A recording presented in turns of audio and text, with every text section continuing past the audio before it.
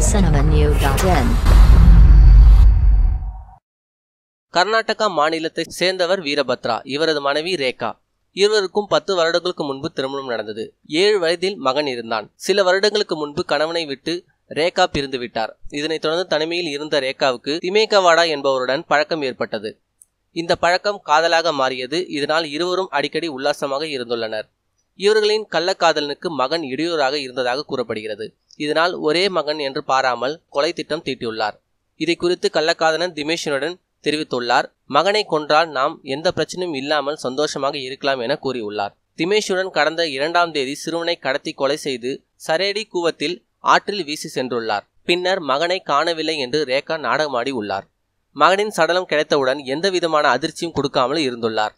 இதனால் சந்தேகமடைந்த போலீசார் விசாரணை நடத்திய போது ரேகாவுக்கு திமேகாவோடு என்ற கள்ளக்காதல் உள்ளது தெரிய வந்துள்ளது. அவரிடம் போலீசார் பிரியாணி வாங்கி கொடுத்து விசாரித்த போது ரேகாவின் மகனை கொலை செய்தது ஒப்புக்கொண்டார். மேலும் தனது மகனை கொன்றால் எந்த இடையூறும் இல்லாமல் உல்லாசமாக இருக்கலாம் என ரேகா கூறியதாகவும் தெரிவித்தார். இதனைத் தொடர்ந்து இருவரையும் போலீசார் கைது செய்தனர்.